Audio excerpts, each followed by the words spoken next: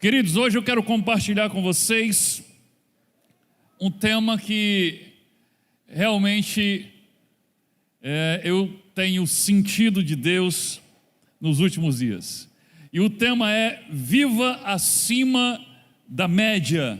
O que é que nós precisamos saber e fazer para vencer a mediocridade? Essa palavra forte, né? Daqui a pouco eu falo sobre ela. Mas, queridos, por que é que eu quero abordar esse tema hoje, esse assunto hoje? Porque eu tenho me sentido exatamente assim, não medíocre, mas vivendo acima da média. Mas não há muito tempo, mas há algum tempo, não muito tempo, mas eu tenho me sentido exatamente assim.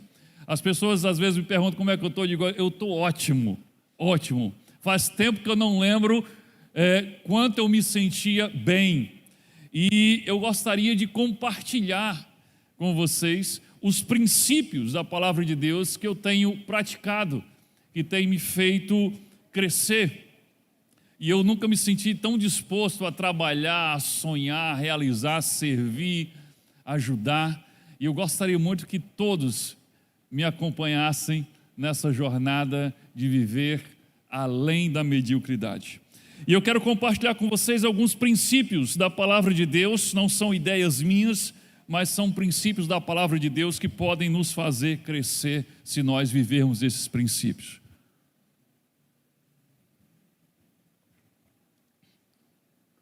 Pessoal aqui o pessoal que está servindo hoje já passou do nível mediano. Não é água normal, é água de coco, tá vendo? Olha aí como já está fazendo efeito. Agora só vai dar água de coco agora no domingo. Queridos, mas essa palavra mediocridade, quando eu falo assim, vencer a mediocridade ou viver além da mediocridade, essa palavra mediocridade, ela parece um tanto ofensiva quando você escuta ela a primeira vez, mas na verdade ela não é tão ofensiva assim quando você descobre o significado dela, embora seja uma situação que Deus não queira que nós vivamos. Mas olha só, vamos começar por aqui. Qual o significado de mediocridade?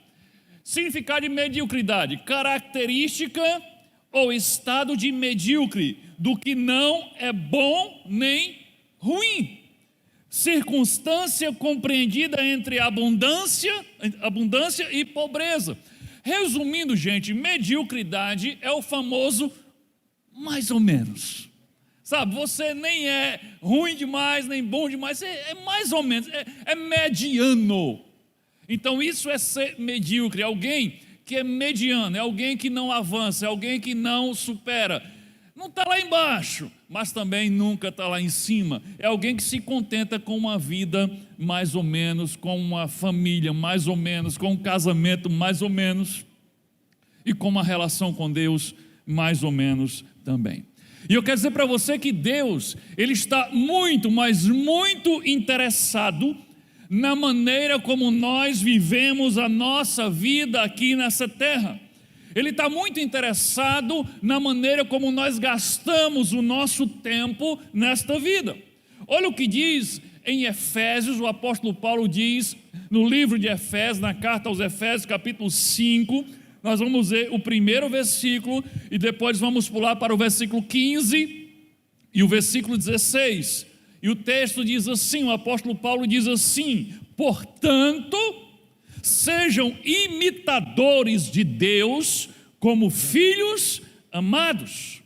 Portanto, tenham cuidado com a maneira como vocês vivem, e vivam não como tolos, mas como sábios, aproveitando bem o tempo, porque os dias são maus. Olha só, aqui está dizendo que Deus está interessado na forma como nós vivemos. Paulo está dizendo: tenham cuidado com a maneira como vocês vivem, vivam como sábios e não como tolos. Aproveitem bem o tempo que Deus lhes deu. Agora atente para a expressão: tenha cuidado com a maneira como vocês vivem. Qual é o oposto de ter cuidado? é ser descuidado. Então o que Paulo está dizendo aqui é isso: não sejam descuidados com a maneira como vocês vivem. Não vivam de qualquer jeito, não vivam empurrando a vida com a barriga, não vivam relaxadamente, sem pensar em como vocês podem se tornar melhores e fazer cada vez melhor o que vocês fazem. Não vivam sem extrair o máximo do potencial que Deus deu a vocês, nem extrair o máximo da vida que Deus deu a cada um de vocês. Mas por que eu devo querer sair da mediocridade, sair do mais ou menos, para viver acima da média? E a resposta está na primeira frase desse texto que nós lemos. Olha só, relembrando aí, coloca na tela. A primeira frase diz assim: portanto, sejam imitadores de Deus como filhos amados. Agora presta atenção só à segunda parte dessa primeira frase: como filhos amados. Daqui a pouco eu volto na primeira, mas como filhos amados. Então atente, nós fomos criados por Deus não para viver de qualquer jeito, mas nós fomos feitos, a palavra de Deus diz que nós fomos feitos, você que já conhece Jesus, você foi feito filho de Deus por meio de Jesus Cristo, e você deve viver como tal, como filho de Deus e não como um órfão ou um bastardo. Então lá está dizendo: vivam como filhos de Deus.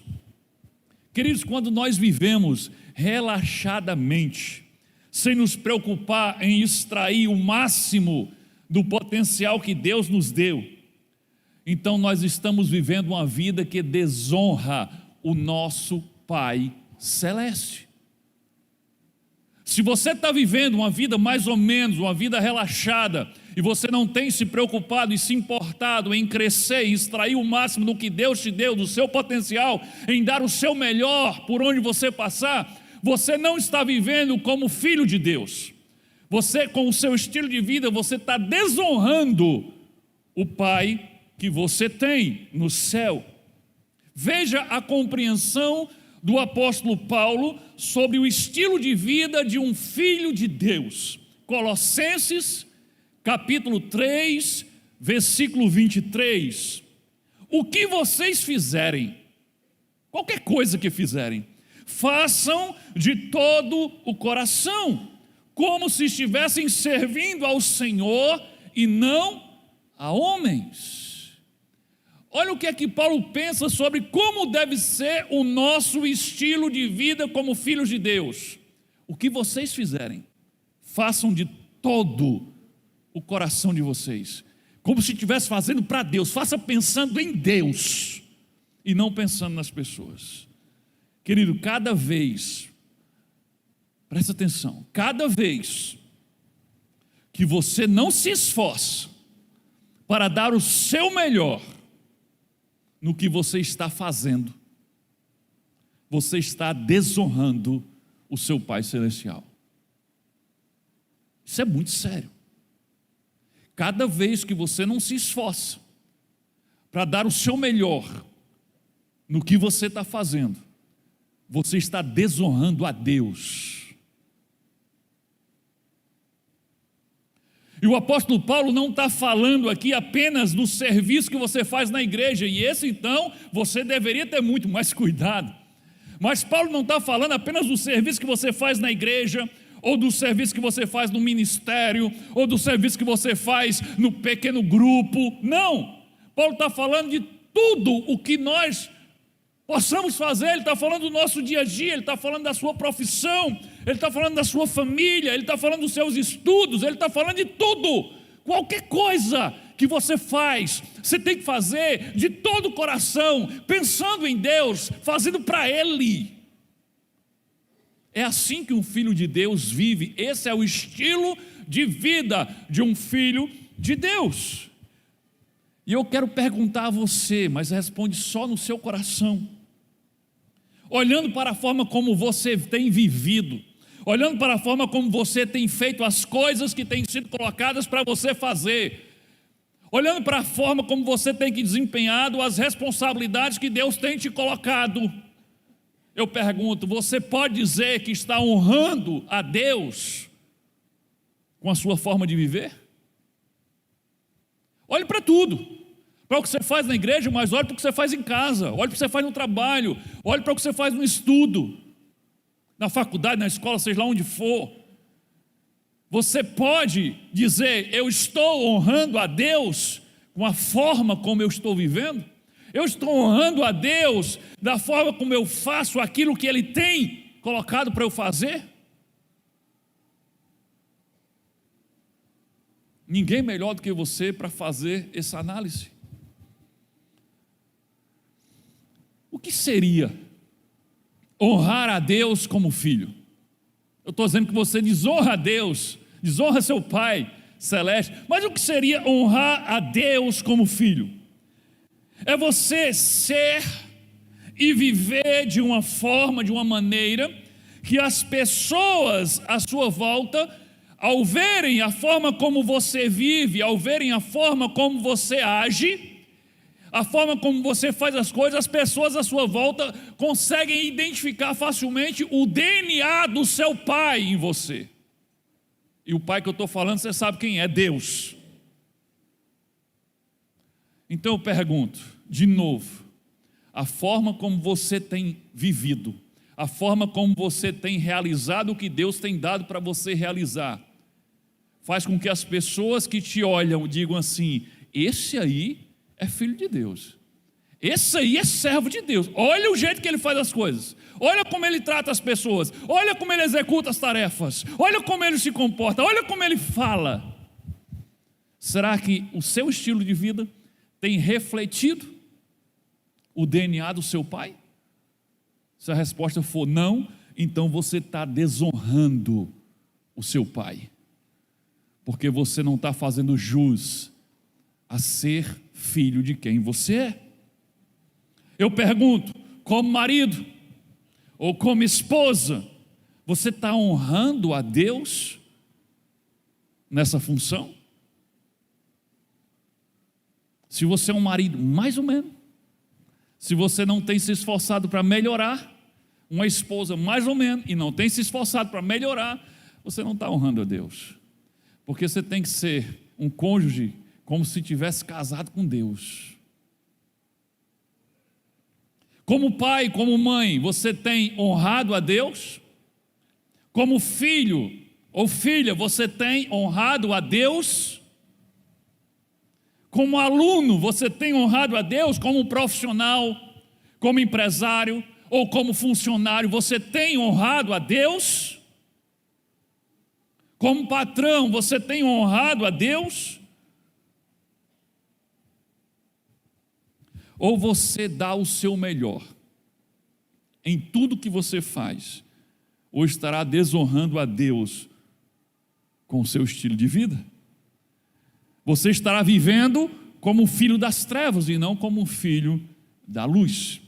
1 João capítulo 5, versículo 4 diz assim: porque todo aquele que é nascido de Deus, ora, nascido de Deus é o quê? Filho de Deus, porque todo aquele que é nascido de Deus faz o quê? Vence o mundo.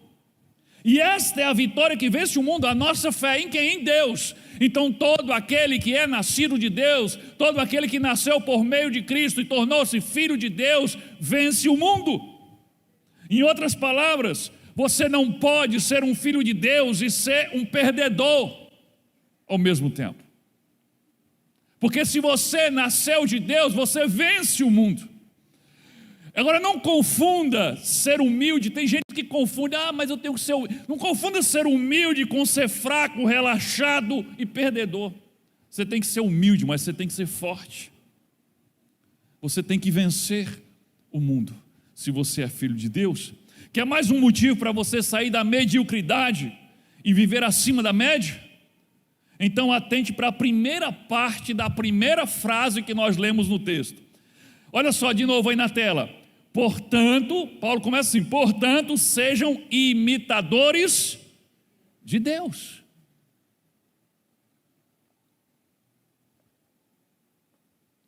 Mas como Eu posso imitar a Deus se Ele é invisível?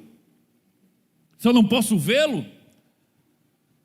Lá João 4,24 diz que Deus é Espírito.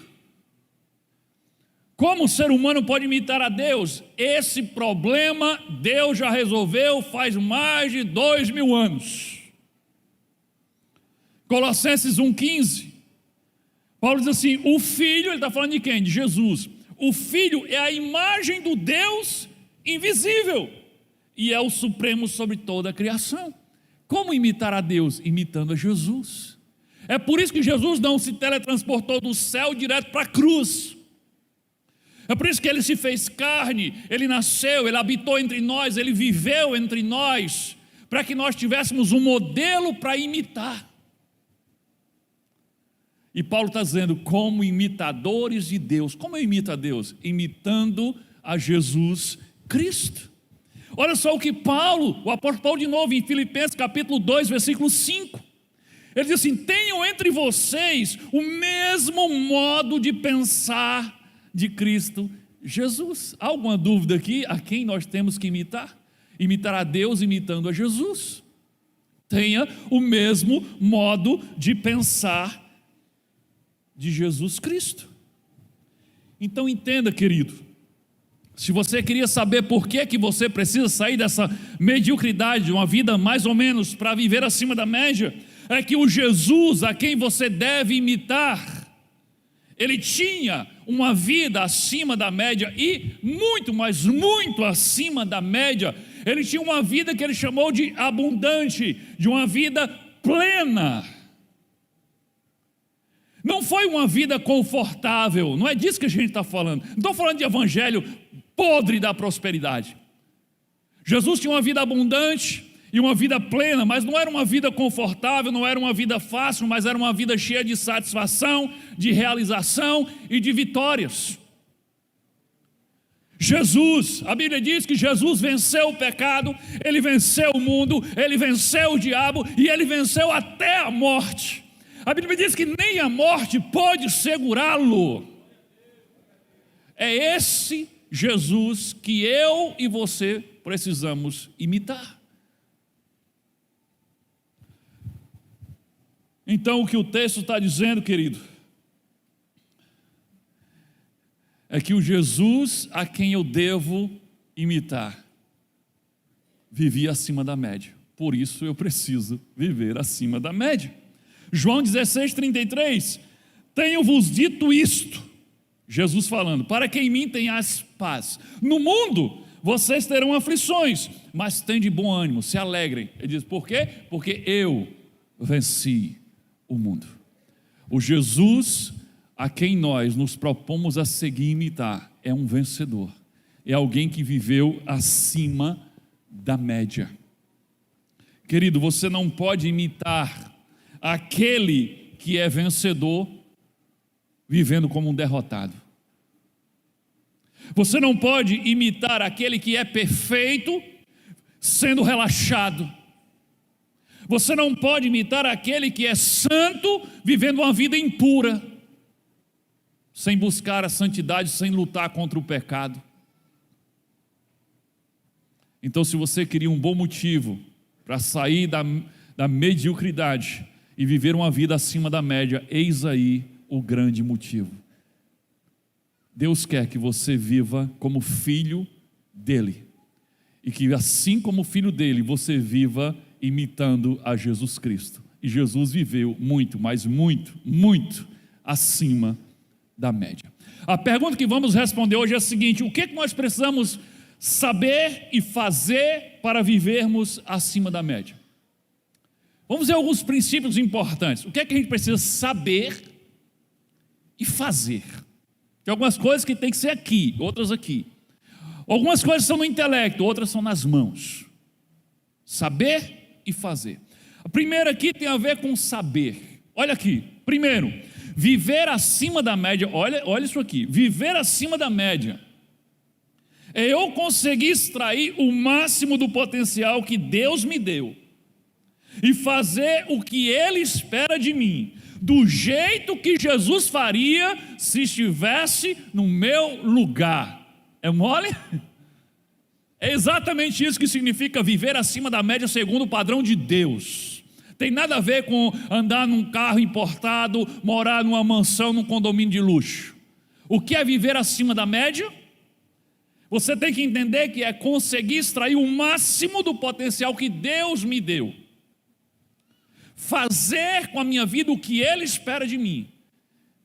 E do jeito que Jesus faria se tivesse no meu lugar. É isso que Deus espera de nós como filhos seus. Nada menos do que isso. Viver acima da média não é apenas você ser uma pessoa produtiva, uma pessoa que produz muito, que trabalha muito, que faz muita coisa. Não. Viver acima da média é você ser produtivo e eficiente naquilo que Deus preparou você, formou você, criou você para fazer. Essa é a essência da vida abundante, da vida plena que Jesus prometeu. É ser e fazer aquilo que Deus quer que eu seja e que eu faça. Olha o que diz no Evangelho de João, capítulo 6, versículo 38. O próprio Jesus diz assim: pois eu desci do céu, não para fazer a minha própria vontade, mas a vontade daquele que me enviou. Olha o que Jesus está dizendo. Jesus está dizendo: eu desci do céu, vim aqui para a terra, não para fazer o que eu quero, mas para fazer o que o meu Pai que me enviou quer. Querido, então pensa um pouco. Se Jesus veio a esse mundo para fazer a vontade de Deus e não a dele, por que será que eu tenho o atrevimento de achar que eu vim a esse mundo para fazer o que eu quero, a minha vontade, os meus desejos? Isso é completamente absurdo. Se Jesus veio ao mundo para fazer a vontade de Deus, quanto mais eu e você. Mas do ponto de vista do mundo, quando a gente fala em vida bem-sucedida, do ponto de vista do mundo, fracasso é não conseguir ter aquilo que eu quero, ser aquilo que eu quero e fazer aquilo que eu quero. Se eu não consigo isso, então eu fracassei. Por essa ótica, Jesus teria fracassado no Getsemane, e a gente viu semana passada que a maior vitória foi no Getsemane, quando ele conseguiu vencer a sua vontade e fazer a vontade do Pai. Ele diz: eu quero que afaste de mim o cálice, mas contudo seja feita a tua vontade e não a minha. Aquela foi a hora da maior vitória de Cristo. Então, pela ótica do mundo, fracasso é isso: é eu não fazer o que eu quero, não ter o que eu quero, não ser o que eu quero. Mas pelo ponto de vista de Deus, fracasso pode inclusive ser você ser bem sucedido. Olha que loucura. Do ponto de vista de Deus, você pode ser bem sucedido e ser um fracassado. Como? Se você for bem sucedido naquilo que Deus não preparou você para ser, naquilo que Deus não quer que você faça com a sua vida. Se você está fazendo com a sua vida algo que Deus não quer que você faça, você pode estar tendo o maior sucesso do mundo, você é um fracassado diante de Deus. Porque sucesso é ser quem Deus quer que eu seja e fazer o que Deus quer que eu faça da maneira que Jesus faria se estivesse no meu lugar. Então olha só essa frase, coloca na tela: viver acima da média significa ser semelhante a Jesus em tudo o que fizer e amar e servir as pessoas o máximo que puder. Essa é uma boa dica de o que significa viver acima da média. Que vida é essa acima da média que nós estamos falando aqui? Viver acima da média, só para a gente fechar isso, viver acima da média é eu ser quem Deus planejou que eu seja, estar onde Deus quer que eu esteja, fazer o que Deus planejou que eu faça e do jeito que Jesus faria se estivesse no meu lugar. Menos do que isso não agrada a Deus. É isso que nós temos que correr atrás todos os dias das nossas vidas. Segunda coisa que nós precisamos para viver acima da média, precisamos saber que uma vida acima da média não acontece da noite para o dia. Uma vida acima da média não acontece da noite para o dia.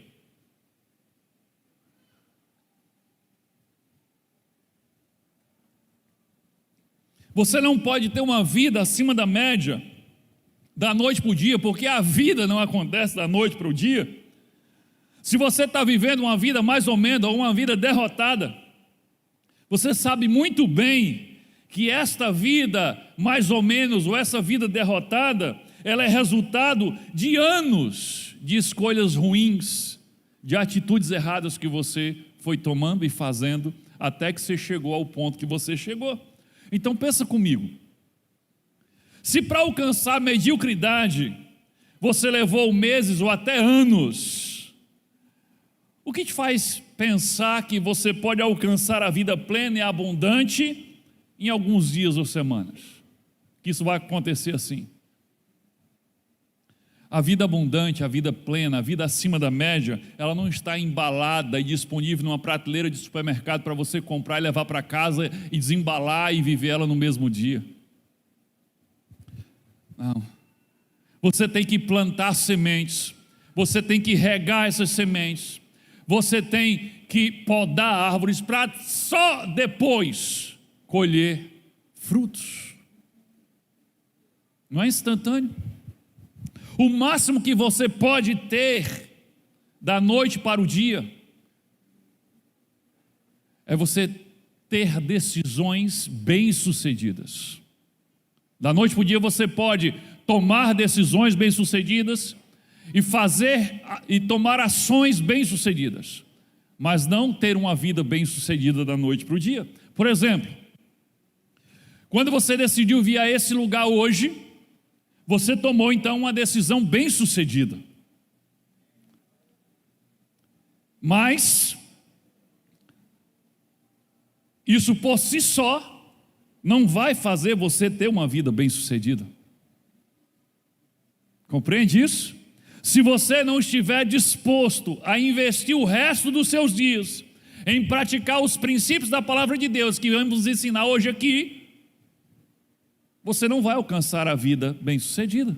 Você apenas tomou uma decisão bem-sucedida e parou. Ninguém conquista uma medalha olímpica com uma semana de treino. Todo mundo vê a beleza da corrida e a chegada, né? Cortando a faixa com o peito, mas ninguém sabe os anos de sacrifício, de trabalho, de treinamento que teve.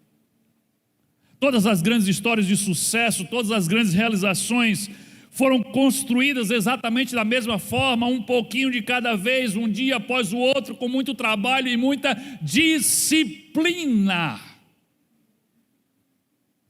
Pode ter certeza, se você está vivendo uma vida derrotada, uma vida infeliz, você foi muito disciplinado em tomar decisões erradas, em tomar atitudes erradas. Você foi extremamente disciplinado em fazer as coisas erradas. E o resultado está aí. Se você quiser sair daí para um nível acima da média, você também vai ter que aprender a ser disciplinado em tomar as decisões certas e em agir da forma certa. Olha o que diz Zacarias capítulo 4, versículo 10. Não desprezem esse começo humilde, porque os olhos do Senhor se alegram vendo o trabalho começar. Não despreze os pequenos começos. Tem gente que, sabe, eles querem mudar de vida, eles querem sair da mediocridade para viver uma vida acima da média, eles querem viver a vida plena e abundante, mas eles querem isso para amanhã.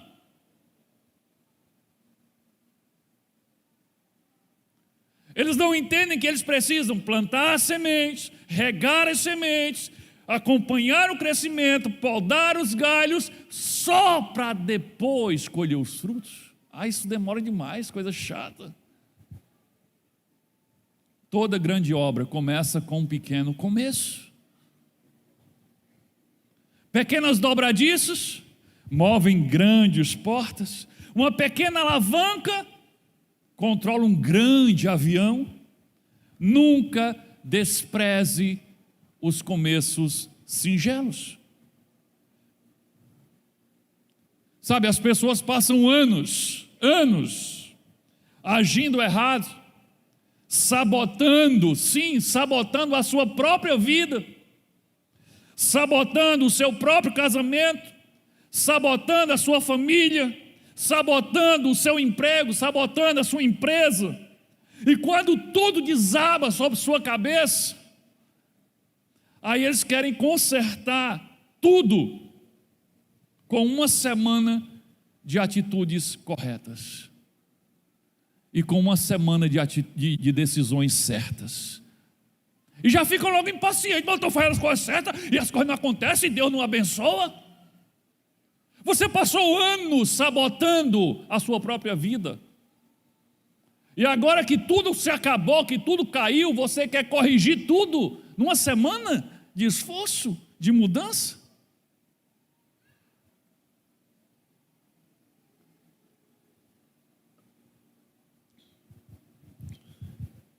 Alguém passa anos, implodindo, botando dinamite na base, implodindo o seu próprio casamento. Eu vejo isso o tempo todo. As pessoas passam anos boicotando, sabotando o seu próprio casamento, sendo infiel, sendo indiferente, sendo ausente, egoísta. E quando o cônjuge cansa, não aguenta mais, e diz: eu vou embora, ou então vá-se embora. Aí eles mudam o comportamento por uma semana, e já ficam impacientes porque o casamento não voltou a ser uma maravilha.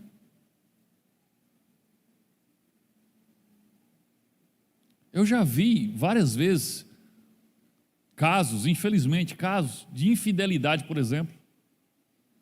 O cara vai lá e trai a esposa várias vezes. E ela descobriu, e ela perdoa, e ela descobre, e ela perdoa, e chega uma hora que não dá mais. Eu não quero mais. Aí o cara, eu não vou mudar, não sei o que, aí ele passa um mês andando na linha. E a mulher ainda está assim com ele. Está meio fria com ele, está indiferente com ele. Aí ele já começa a ficar impaciente. Porque você não me perdoa? Não, porque eu já estou fazendo as coisas direito. Espera aí, meu filho, baixa a bola. Você passou anos sabotando o seu casamento com infidelidade, e agora você acha que vai corrigir tudo com um mês fazendo as coisas direito? Sendo transparente? Você passou anos nas sombras, no esconderijo, escondendo o telefone, botando senha, se encontrando às escondidas. Agora você acha que vai corrigir tudo com uma semana de fidelidade? A mesma coisa no trabalho, a mesma coisa em todo canto. Pode aplicar, Ctrl+C, Ctrl+V, aplica em outra área, mesmo princípio. Queridos, a pressa, dizem, a pressa é inimiga da perfeição. Eu quero fazer a minha versão dessa frase. A minha versão é: a pressa é inimiga da persistência. Se você é apressado demais, está apressado demais para ver os resultados da sua mudança, você está apressado demais para ver, para colher os frutos da sua mudança de atitude, você vai acabar desistindo antes que os resultados apareçam. Você está muito impaciente, você está querendo viver a vida acima da média, da noite para o dia, você está querendo corrigir tudo e consertar tudo e sair da mediocridade para a vida acima da média, da noite para o dia. Não vai acontecer. Não vai acontecer.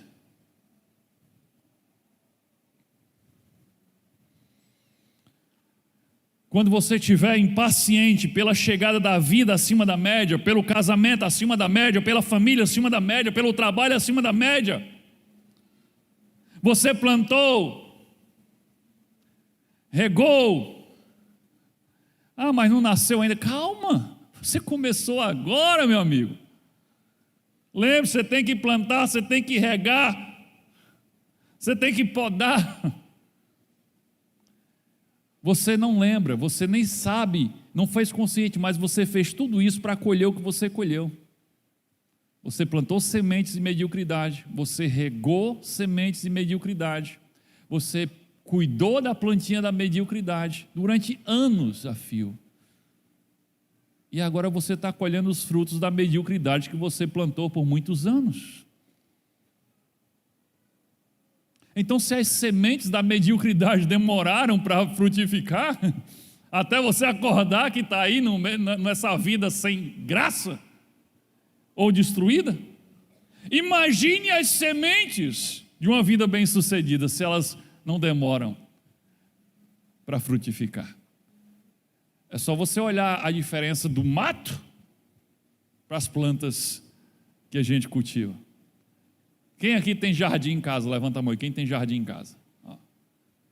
Vocês sabem do que eu estou falando.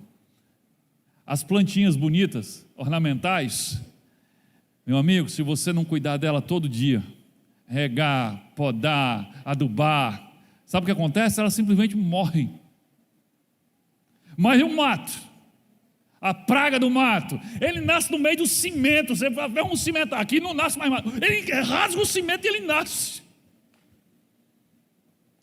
Então, se as sementes da mediocridade demoraram para florescer na sua vida, você plantou durante tanto tempo e agora que você se deu conta, imagine as sementes de uma vida bem-sucedida. Elas vão demorar mais. E você precisa ter essa consciência. Ninguém vive uma vida acima da média da noite para o dia. Continue perseverando na plantação, na rega, no cuidado da planta quando ela nascer. Não despreze o início pequeno, não, com poucos resultados, ou talvez nenhum resultado visível diante dos seus olhos. De repente você sai daqui hoje empolgado e diz: eu vou viver acima da média. E você começa a fazer mudanças no seu jeito de viver, no seu jeito de agir. E daqui a 15 dias você já está impaciente, porque você não vê nenhum resultado acontecendo.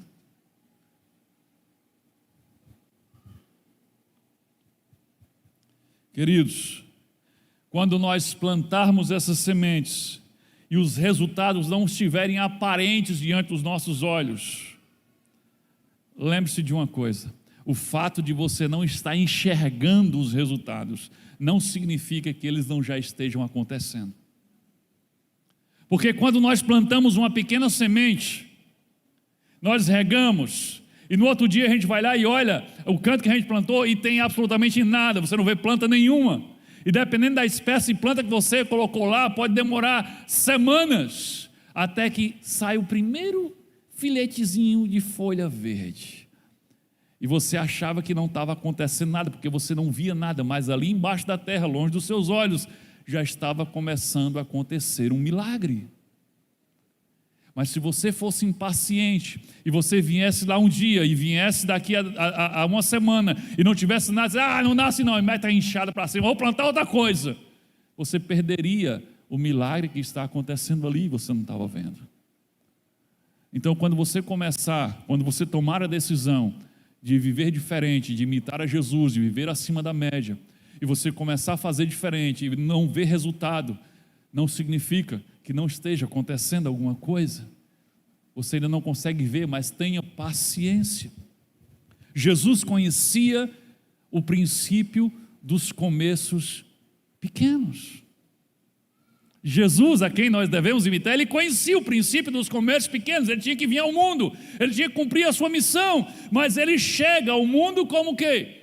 Como um rei sentado no trono? Não, ele chega como um minúsculo bebê, no ventre de uma mulher humilde. Depois ele nasce como um bebê, numa pequena cidade muito humilde chamada Belém. Mas não foi num hotel de 5 estrelas de Belém, foi num curral, no curral dos animais. Não foi num berço de ouro. Jesus sabe o princípio dos pequenos começos. E Cristo não se importou com o seu começo pequeno e humilde na sua vida, porque Ele conhecia a grandeza do destino que o seu Pai havia preparado para Ele. Então, querido, não desanime com um começo pequeno, porque o destino que o Pai separou para você é o que Jesus prometeu: vida abundante, vida plena, cheia de satisfação, aqui na terra, e vida eterna depois da morte. Então, assim como Jesus, não despreze os pequenos começos, seja perseverante, porque existe um destino muito mais elevado preparado pelo Pai que está nos céus para você. Mas se você for impaciente demais e não tiver paciência para plantar, regar, cuidar, para colher, você vai ficar vivendo na mediocridade. Terceira coisa que nós precisamos para viver acima da média. Para viver acima da média, você precisa sonhar e planejar.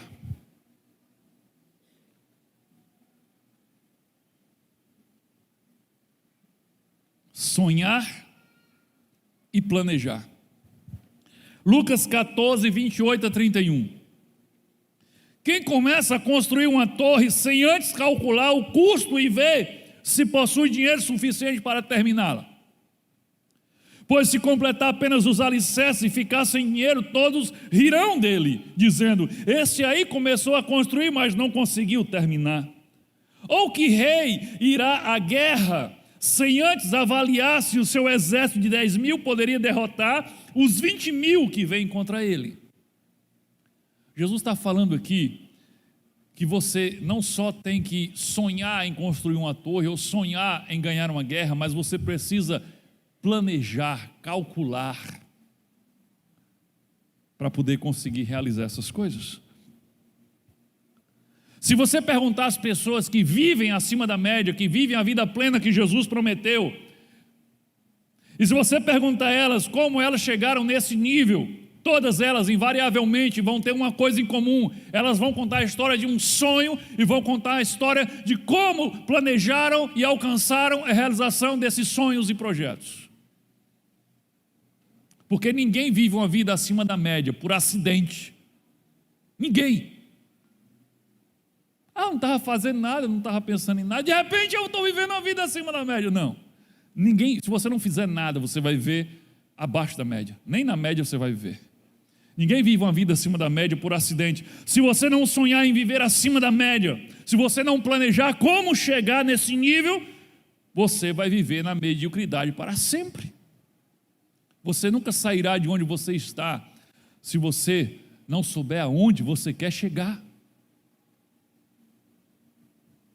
Sonhar é um passo muito importante, é imprescindível, mas não esqueça, sonhar é só o primeiro passo. Tem muita gente que dá esse primeiro passo, eles sonham e sonham bastante, mas não realizam absolutamente nada. Você conhece alguém assim? Eles são chamados de sonhadores. Sonhadores, são pessoas que sonham demais, mas realizam nada. Você deve ser um realizador e não um sonhador. Qual a diferença? O sonhador é aquele que sonha com muitas coisas e não realiza nada. Por que ele não realiza nada? Primeiro, porque ele não foca em uma coisa de cada vez. Ele quer fazer tudo ao mesmo tempo e acaba não fazendo nada. Segundo, ele não tem um plano para realizar os seus sonhos. Simplesmente ele sonha com algo e ele espera que um dia aconteça uma mágica, o sobrenatural, e aquilo se concretize na frente dele. Querido, se você não tem um plano para alcançar os seus sonhos, você não vai alcançar nada. Então tem muita gente que dá o primeiro passo, até sonhos, são bastante, mas não deu o segundo passo, que é planejar, e aí nunca realizam nada. Quando você define o que você deseja, você precisa descobrir como fazer isso acontecer. Então olha só os passos, os 3 passos de um realizador. Coloca aí, os 3 passos de um realizador. Primeiro, você define onde quer chegar. E nesse caso, você tem que estar consultando a Deus, que não é a sua vontade, é de Deus. Mas primeiro, define onde você quer chegar. Segundo, você descobre como vai chegar. E terceiro, quando você estipula prazos, metas. Querido, se você não aprender a fazer isso, você nunca vai ser uma pessoa acima da média. Primeiro você tem que saber aonde você quer chegar. Depois o como você vai fazer para chegar lá. E depois, qual a sua meta? Eu quero chegar lá em tanto tempo, em tantos anos, em tantos meses, e divida esse tempo em várias pequenas etapas que você pode alcançá-las e celebrá-las e continuar de novo. Por exemplo, perder peso. Acho que eu posso falar sobre perder peso esses dias, né? Já perdi mais de 10 quilos desde que comecei o desafio. Então, olha só, eu não comecei dizendo assim, vou perder 10 quilos. Eu comecei assim, poxa, eu estou com 106.800. A minha meta é baixar dos 2 dígitos. Eu quero sair da casa dos 100. Aí quando eu escolhi nada, estava lá em 104. Eu disse, agora eu tenho que chegar em 103. E é 1 quilo de cada vez. Quando eu baixei dos 100, agora eu quero chegar nos 90. Mas aí eu estou vivendo 1 quilo de cada vez. E todos os dias subo na balança e celebro as gramazinhas que eu eliminei. Não perdi não, porque o pessoal diz, se perdeu, encontra. Não, está repreendido em nome de Jesus. Não encontrar nada. Eliminei, vou queimar esse danado. Mas se você o meu sonho, o meu alvo é perder 40 quilos. Aí você começa lá, a sua reeducação alimentar. 1 mês você perdeu 4 quilos. Aqui que chega a 40. Não. Você tem que dividir em pequenas etapas que você pode alcançá-las e celebrar. Alcança mais uma, celebra. Alcança mais uma, e você está vendo o alvo lá na frente. É como se fosse chegar lá em cima, mas daqui para lá tem vários degraus, e eu quero subir tantos degraus por vez, e vou celebrar cada degrau que eu conseguir subir. Querido, isso é o básico para você sair da mediocridade, em todas as áreas da sua vida. Então, depois que o seu coração define um alvo, a sua mente deve traçar um mapa de como chegar no alvo. Não é só traçar um alvo, eu quero aquilo, eu quero chegar ali, quero realizar isso, eu quero ser assim. Eu quero ser como Jesus. Mas eu não vou dormir hoje parecendo com um capeta e acordar amanhã parecendo com Jesus. Quais são as áreas que eu tenho que começar a trabalhar primeiro? Quais são as áreas que eu tenho que permitir que Deus comece a mudar primeiro? O que é que está mais urgente? Então é nessa área, nessa área, nessa área. Então, quando você definir o alvo no seu coração, na sua mente, você precisa traçar um mapa para alcançar esse alvo. Querido, e atenda para isso, atente para isso. Todos nós, sem exceção, todos nós precisamos de sonhos, todos nós precisamos de alvos, todos nós precisamos de metas para sentirmos vivos, simplesmente para nos sentirmos vivos e motivados a viver. Não importa se você tem 10, 20, 30, 40, 60, 80, 100 anos. Todos nós precisamos de alvos, de metas. Quer ver a frustração de muita gente? Eu até falei sobre isso aqui. Aquelas pessoas que sonham em se aposentar. Eu quero me aposentar quando eu me aposentar, eu não trabalhar mais. É como um cachorro que corre atrás de um carro. Você já viu o cachorro correndo atrás de um carro? O cachorro corre atrás do carro, aí o carro para e ele não sabe o que fazer com o carro. Ele olha para lá e para cá, para lá e para cá. Ele não vai morder o carro, ele não vai comer o carro. Ele desanima e volta. Assim a pessoa passa a vida, minha aposentadoria para eu deitar numa rede, para eu ficar sem fazer nada. Quando a aposentadoria chega, ele não aguenta ficar sem fazer nada. É uma vida tão vazia, ele tem que procurar alguma coisa para fazer. Todos nós precisamos de sonhos, todos nós precisamos de alvos, todos nós precisamos de metas, independente da sua idade. Para você se sentir vivo, motivado, você precisa sonhar, planejar, traçar alvos e metas. Agora, se você serve a Deus, esses alvos não são invenção da sua cabeça.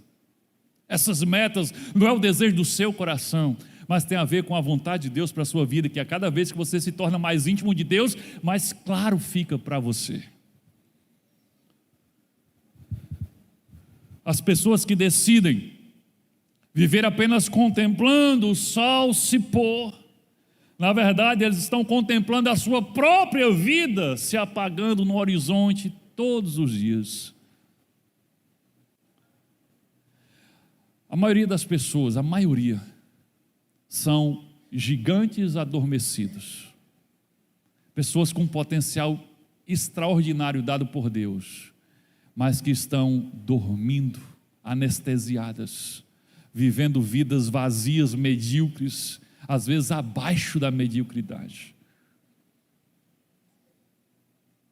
E Satanás quer que eles permaneçam assim, como gigantes, porém adormecidos. E o Satanás vai murmurar, vai sussurrar no seu ouvido: sonhar é perda de tempo, para com isso, depois não alcança nada, isso é ilusão, o que vale mesmo é aqui ao dia a dia, é você trabalha hoje, aí come, dorme, trabalha, come, dorme, e sonho é para rico, é perder tempo. Ele quer manter você assim, anestesiado, sobrevivendo, porque na hora que você acordar e souber que Deus tem uma vida abundante, plena, acima da média para você, e você começar a sonhar e pedir a Deus sabedoria para traçar um mapa e uma meta e um alvo, você vai sair desse sono e você vai fazer a diferença.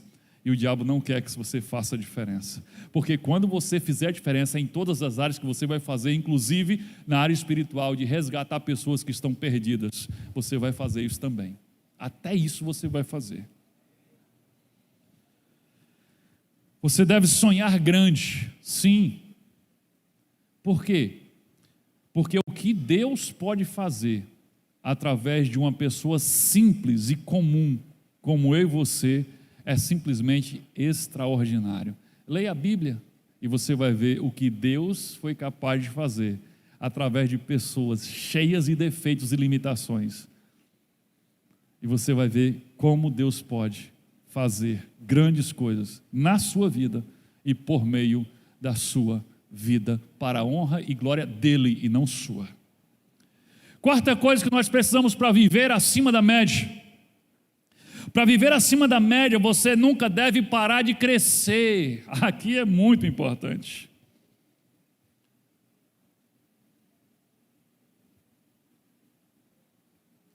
Para viver acima da média, a gente nunca pode parar de crescer. Nunca pare de crescer. Diga para a pessoa que está do seu lado aí, diga: nunca pare de crescer.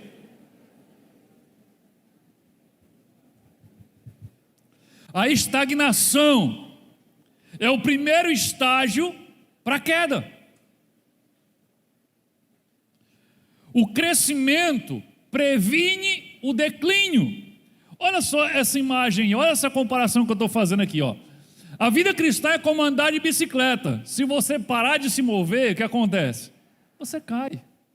Você pode ser um excelente equilibrista, você vai passar alguns segundos se equilibrando uma bicicleta parada, mas você não vai aguentar muito tempo. Então a vida é como andar de bicicleta. Se você parar de se movimentar, se você parar de andar, se parar de pedalar, você vai cair.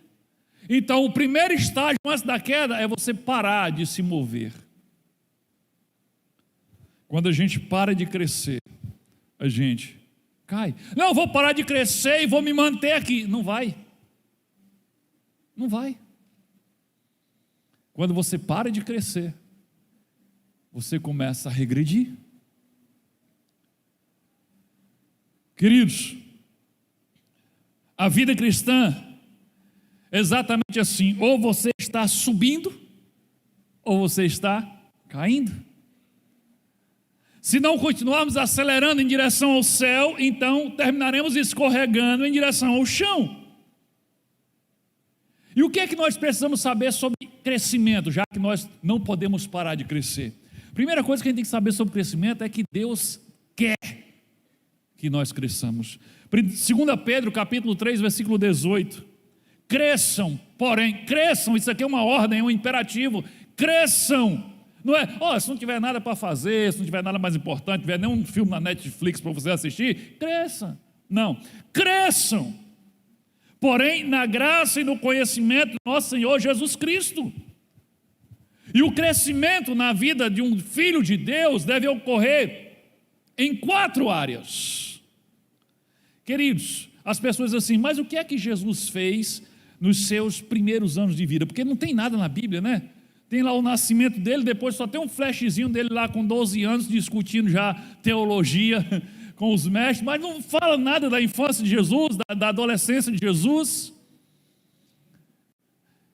a Bíblia resume os primeiros anos, todos os primeiros anos da vida de Jesus, nessa sentença aqui, Lucas 2:52. Olha o resumo dos primeiros anos da vida de Jesus, não é da infância não, até começar o seu ministério. O resumo é esse: Jesus crescia em sabedoria, estatura e graça diante de Deus e diante dos homens. Fechou.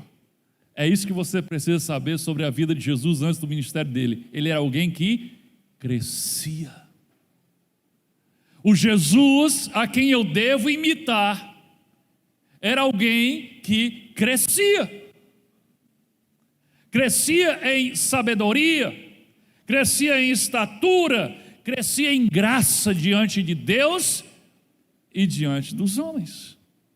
Observe, não tem nem o que questionar. Se Jesus a quem eu preciso imitar crescia, e crescia nessas 4 áreas, são exatamente nessas áreas que eu tenho que focar o meu crescimento.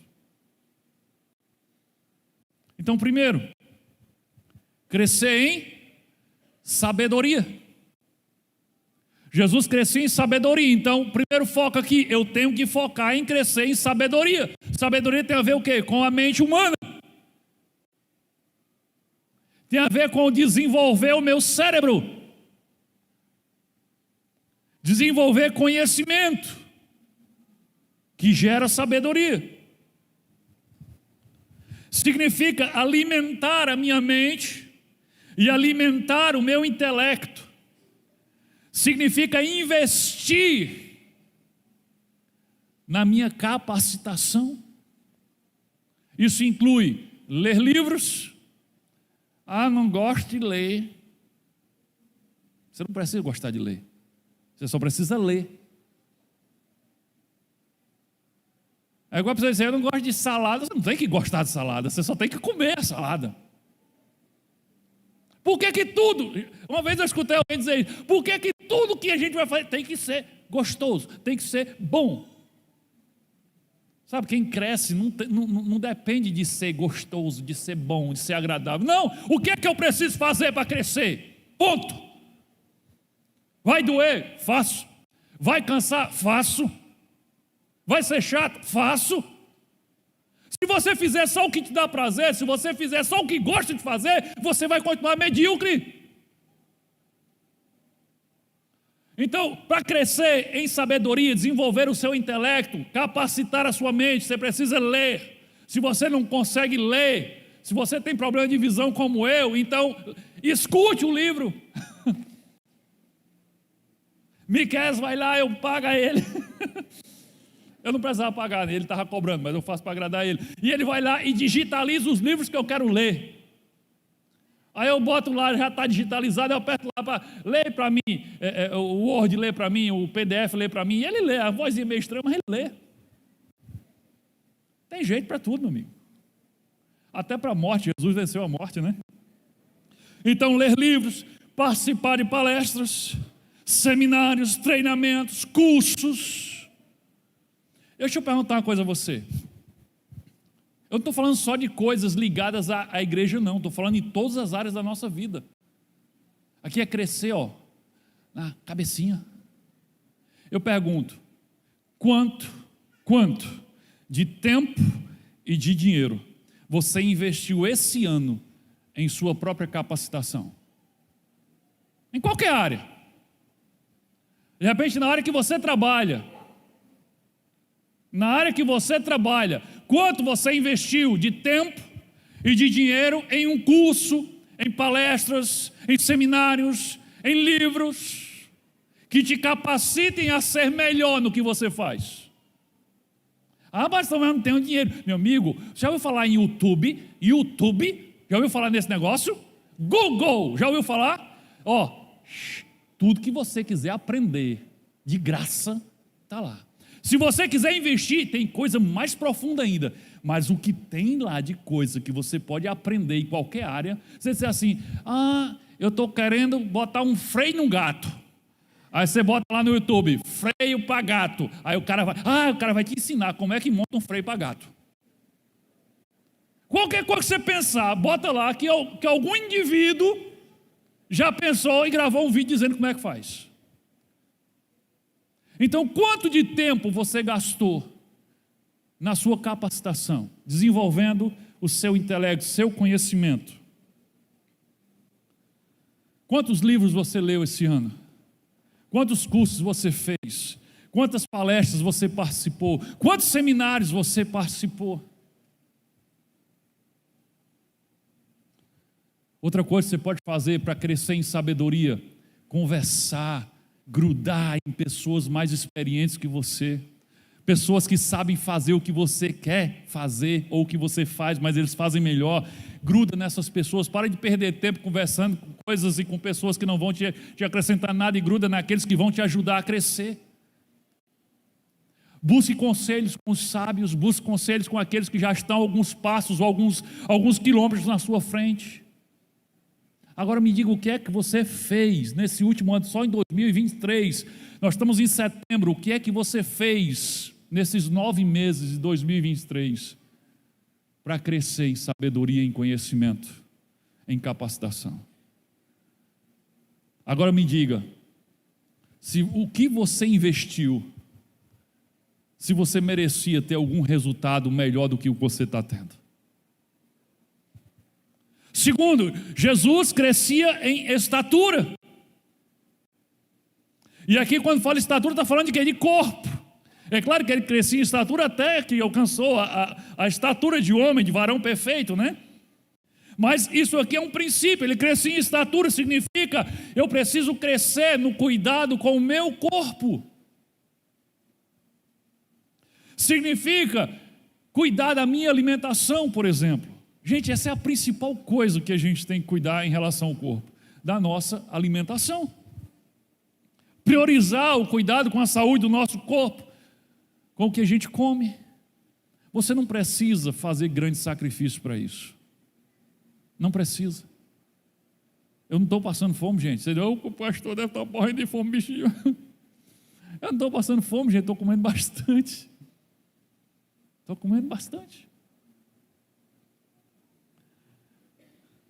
Então você precisa cuidar do seu corpo, porque quando o seu corpo está bem, a sua mente fica bem, o seu espírito também fica bem. Queridos, eu quero testemunhar para vocês como, não vou dizer a minha vida, porque seria ser muito radical, mas como o meu dia a dia mudou nessas últimas semanas, nesses quase 2 meses, porque eu comecei o desafio antes das pessoas. O desafio 91 dias eu comecei uma semana antes, então eu já estou para completar 2 meses. Mas como o meu dia a dia mudou, como o meu comportamento mudou, como o meu ânimo mudou, depois que eu comecei a cuidar da minha alimentação. E olha, eu ainda estou pecando nos exercícios, estou caminhando, mas estou longe do que eu deveria estar. Mas já comecei a implantar as caminhadas, 3 quilômetros, 4 quilômetros. Só no dia lá do Segurando as Cordas, que eu caminhei no Segurando as Cordas 10 quilômetros. Tem um aplicativozinho que bota lá no celular, com ele no bolso. Quando eu chego em casa, meu Deus, eu preciso Segurando as Cordas todo dia. Eu caminhei 10 quilômetros. Mas, queridos, eu tenho tido mais energia para tudo. Para tudo. Olha só, olha. Jana ainda está assustada comigo. Ela disse, eu estou preocupado com você. Eu estou preocupado com você porque o povo diz que quando a pessoa começa assim, fazendo tudo e ajeitando tudo, é porque está morrendo. Mas eu estou vendo na hora que você vai morrer, porque você está fazendo tudo, resolvendo tudo. Eu disse, calma, mulher, eu acho que não é isso não. Mas se for, pelo menos eu vou deixar tudo resolvido. Mas, por exemplo, gente, eu aprendi, nesses 2 meses, eu aprendi a cozinhar. Uma salva de palmas, gente, por favor, aprendi a cozinhar. Eu não só aprendi a cozinhar, como eu estou cozinhando quase todos os dias. Eu ainda estou naquela fase, né, de a cada prato ficar esperando o elogio, né? E aí chegam, começam a comer, tá normal, e eu... E aí, tá bom? Eles têm se esforçado para comer a minha comida. Mas aprendi a cozinhar, gente. Antes eu só sabia fritar ovo, fazer arroz e... acho que só. Macarrão eu acho que eu sabia também. Mas não estou fazendo macarrão, né? Nem macarrão, nem arroz. Mas, gente, eu aprendi a cozinhar. Outra coisa, eu sou péssimo de consertar coisas e de mexer com ferramentas. Esses dias, eu reformei uma despensa que tinha lá em casa, que, sabe, quando você abria a porta, igual naquele, você abre a porta, cai, as coisas caem assim de você, tirei tudo lá dentro, comprei, medi tudo, comprei todas as madeiras e fiz prateleiras de baixo até em cima. Quando o Janaína chegou, menino, eu vim, sério, ele está mudado mesmo, manhã. Gente, eu consegui fazer as prateleiras e ajeitei a despensa todinha. Eu já estou planejando eu mesmo reformar o meu guarda-roupa. Eu já marquei as peças tudinho, porque quando eu desmanchar ele para achar quem é quem, eu já botei a fitinha e botei a numeração tudinho. E esses adesivos aqui no guarda-roupa? Eu já estou preparando para criar coragem para desmontar ele. Mas, gente, eu não fazia nada disso. Eu não tinha coragem nem disposição para fazer nada disso. Vocês estão me vendo agora aí, eu sempre detestei rede social, mas vocês estão vendo agora lá no Instagram, respondendo perguntas, caixinha de perguntas, gravando story.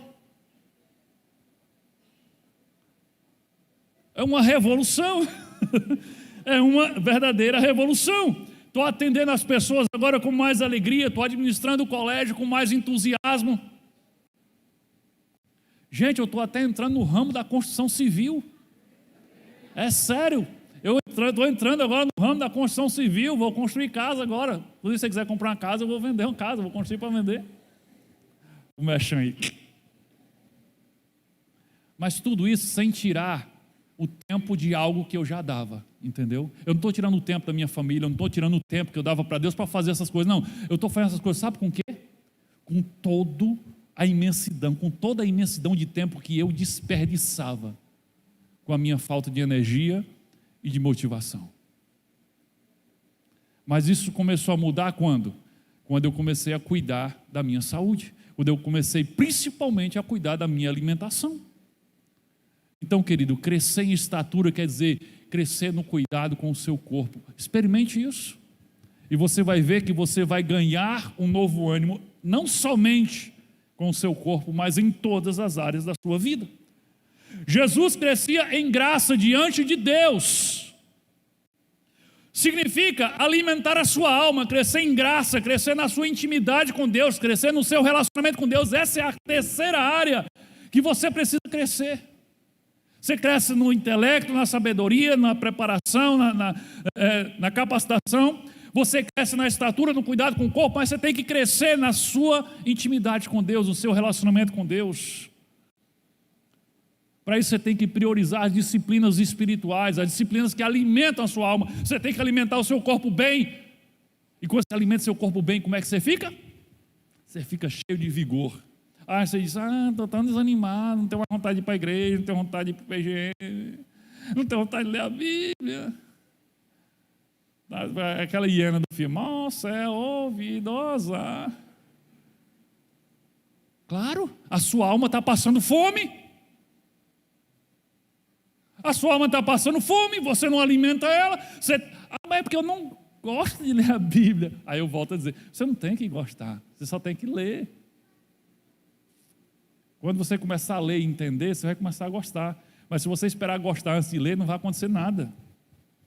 Então prioriza as disciplinas espirituais, são elas: leitura da Bíblia, meditação na palavra. Olha o que é que o Salmo diz, porque eu meditar na palavra do Senhor de dia e de noite.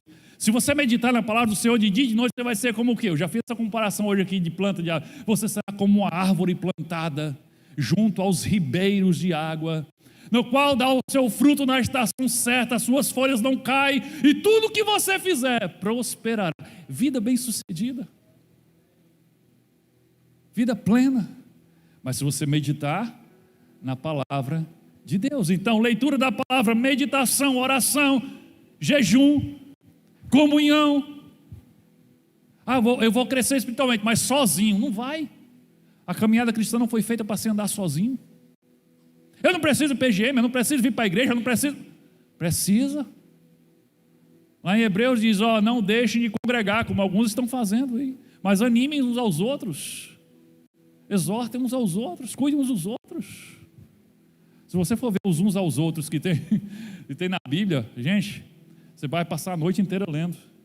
Então, crescia em graça diante de Deus, e nós temos que crescer em graça diante de Deus, no nosso relacionamento com Deus. Essa é a terceira área que nós temos que crescer e nunca parar de crescer. E a quarta área que nós nunca podemos parar de crescer, ele crescia em graça diante dos homens. O que significa crescer em graça diante dos homens? Significa crescer nos relacionamentos. Querido, um discípulo de Jesus, ele não pode conviver constantemente com problemas de relacionamento. Você é discípulo de Jesus, mas você é ruim de relacionamento, é porque você não está imitando Jesus. É o que eu já disse aqui em outra oportunidade: a maturidade espiritual de uma pessoa é medida pela capacidade que ela tem de se relacionar bem com todo tipo de pessoa. Se você só consegue se relacionar bem com pessoas que parecem com você, que pensam como você, que têm a mesma opinião que você, você é imaturo. Você parou de crescer. Você não está crescendo. Você precisa crescer em graça diante dos homens. Você precisa crescer na capacidade de se relacionar com pessoas de todo tipo. Aquele irmão é melindroso, ninguém pode dizer nada que o bicho já está se doendo. Eu detesto gente assim. Não. Mas eu já sei que o bichinho é melindroso, aí eu vou com todo cuidado. Aquele outro é brincalhão demais, de umas coisas que machuca a gente, quando ele, sabe? Ele quer brincar, mas a brincadeira é sem graça. Mas aí o releva, não é o jeito esquisito dele mesmo. Beleza. Sabe, esse aqui é meio infantil, esse aqui é intelectual. E você aprende a navegar nesses mundos, nessas ilhas, de todos eles, quando você cresce em maturidade, quando você cresce em graça diante dos homens. Você aprende a se relacionar com todo tipo de pessoa. Claro que tem aqueles que você gosta mais, aqueles com quem você quer andar mais perto. Por quê? Você tem mais afinidade. Pastor, mas não pode, eu tenho que ter a mesma amizade com todo mundo da igreja. Não, acaba com isso. É mentira. Jesus chamava sempre 3 para mais perto, não era assim? Os irmãozinhos todos ciumentos. Jesus chama Pedro e João. Não, ele tinha 3 que ele chamava para mais perto, mas ele não amava os outros, mas tinha 3 que ele chamava para perto. Por que você tem que chamar todo mundo? Mas você tem que se dar bem com todo mundo, se relacionar bem com todo mundo, saber lidar com todo mundo. Isso é maturidade. Você só vai alcançar isso se você crescer. Crescer. Mas se você parar de crescer, você para de se parecer com Jesus. Então, querido, uma dica de crescimento, já que a gente não pode parar de crescer, estou terminando já. Uma dica de crescimento: quer potencializar seu crescimento em todas as áreas? O crescimento é potencializado quando você compartilha o que você aprende. Ou seja, quando você for generoso, você vai crescer mais ainda. O crescimento é potencializado quando você compartilha o que você aprende. Por exemplo, pesquisas dizem que em cerca de 72 horas, nós esquecemos mais ou menos 95% do que nós ouvimos. Isso é desanimador para um pastor. Daqui a 72 horas vocês não vão lembrar de 5% do que eu falei. Mas é verdade. Mas quando nós compartilhamos o que ouvimos com outras pessoas, nós melhoramos em muito a capacidade de reter o que nós ouvimos e aprendemos. Então, cada vez que você aprender algo relevante, compartilhe com alguém. Cada vez que você ouvir alguma coisa interessante, compartilhe com alguém. Se essa mensagem foi importante para você, vai no PGM e compartilha como Deus falou com você, e essa mensagem vai entranhar mais ainda no seu coração e na sua mente. Então seja generoso. Aquilo que você aprender, compartilhe, ensine. As pessoas que mais crescem são os que mais ensinam. sem nenhuma falsa modéstia, esse tema de hoje, quem mais aprendeu aqui fui eu. Por quê? Eu passei a semana estudando ele para ensinar vocês. Então, porque eu ia ensinar, eu me dediquei mais. E eu li isso aqui e pensei sobre isso aqui dezenas de vezes. E vocês estão ouvindo uma vez. Então, quem é que aprendeu mais? Fui eu.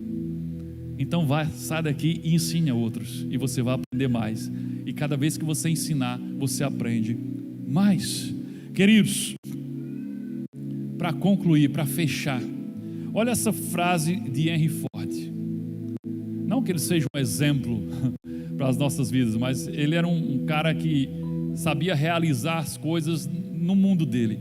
Mas essa frase dele é bem interessante. Ele diz assim, ó: tenho observado que as pessoas mais bem-sucedidas aproveitam o tempo que normalmente outras pessoas desperdiçam. É aquilo que eu acabei de falar. Essa revolução todinha que está acontecendo no meu dia a dia é simplesmente aproveitando parte do tempo que eu desperdiçava. Olha como eu estava desperdiçando tanta coisa boa. Então, querido, eu quero dizer para você que todos nós temos e desperdiçamos todo o tempo que precisamos para pôr em prática hábitos que nos façam crescer e viver acima da média. Você só precisa parar de desperdiçar esse tempo. Amém? Que Deus nos abençoe em nome de Jesus.